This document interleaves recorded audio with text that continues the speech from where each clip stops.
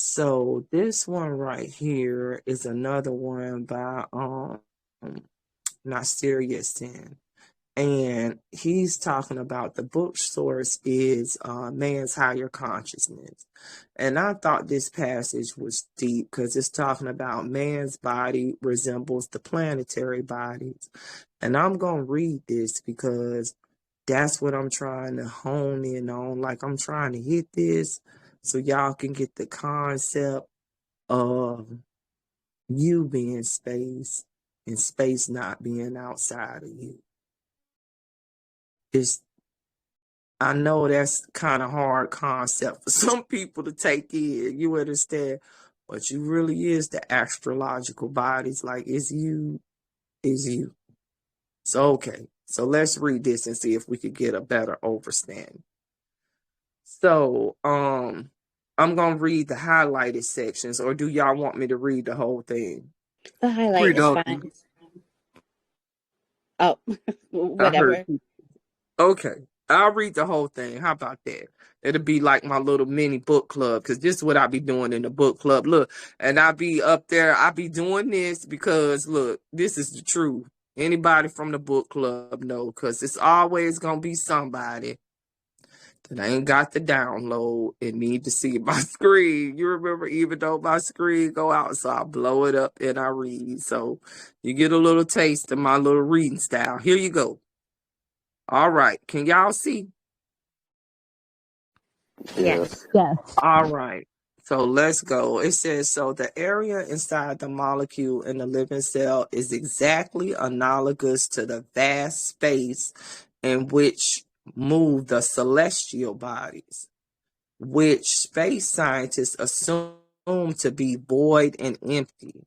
Radio proves that theory is erroneous. Okay, now let's see what it's talking about. Electrons move in their orbitals in the atom in the cells of the human body, just as planets move in their orbits in the solar systems of the universe. The power of movement in all these instances comes not from food. There is one universal law that governs all bodies. Hold on. The electrons in the atoms in the cells of man's body are same celestial bodies as the planets of the sky. Even their velocity is the same. That's true. This now established fact shows how completely man's bodies resembles the planetary bodies. The ancient masters were right when they said, as above, so below. Now, this is the key. Man is a microcosm of and the universe is the macrocosm. If the planetary bodies depend not on food for their origin and maintenance, neither should the human body. One universal law governs all bodies. God, that's the truth. Why does it seem that man dies of starvation when deprived of food? Because his body has adapted to the kind of assimilation. Somatic death results from the shock of the body being deprived. The author of that is Hilton Hotema, Man's Higher Consciousness. That's a deep passage, and that's exactly what I'm trying to hit on too. Anybody got any thoughts on that?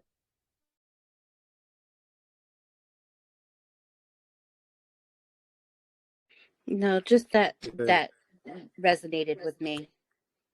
Mm-hmm. Yeah, same. I was gonna say it's very deep.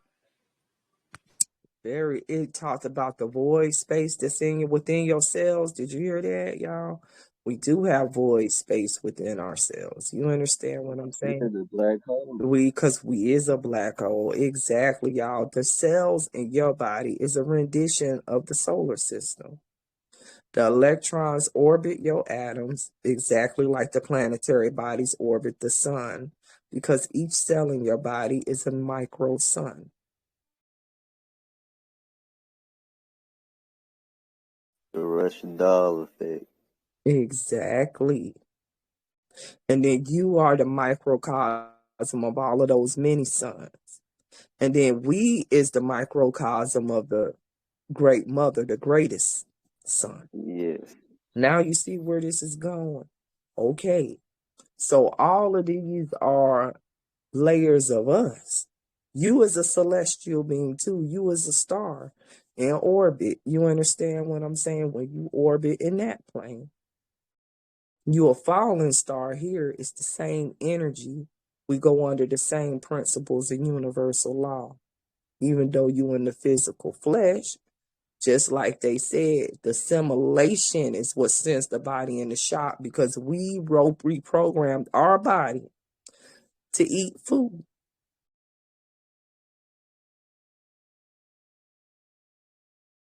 And so we changed our metabolism as babies. Our parents did.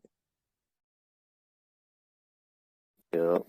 When they introduced baby food and all of that shit to us and meat and everything, and then our bodies was rejecting it.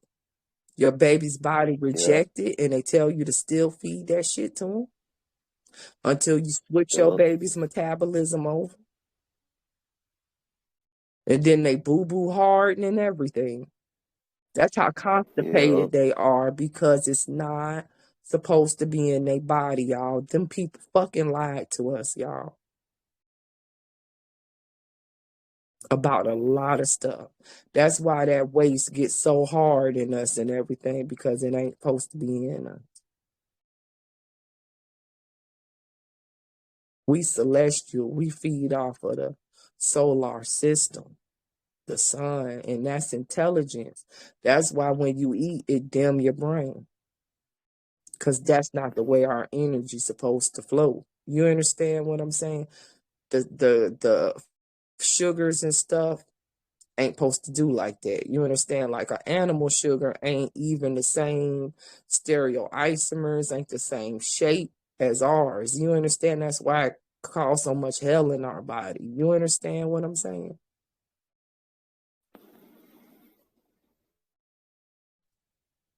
So, go ahead, Taz. No, I ain't saying nothing.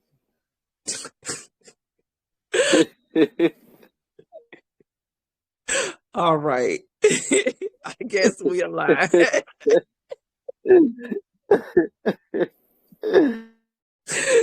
Okay.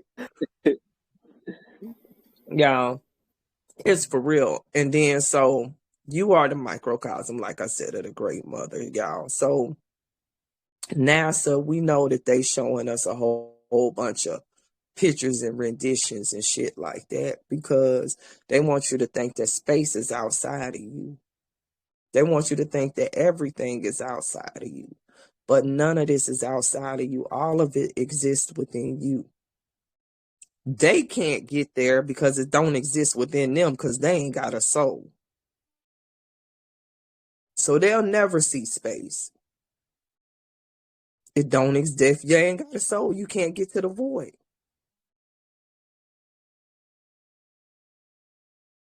So just imagine a Saturn or Mars or whatever in the flesh. That's you. And that's why your natal chart tell you that too.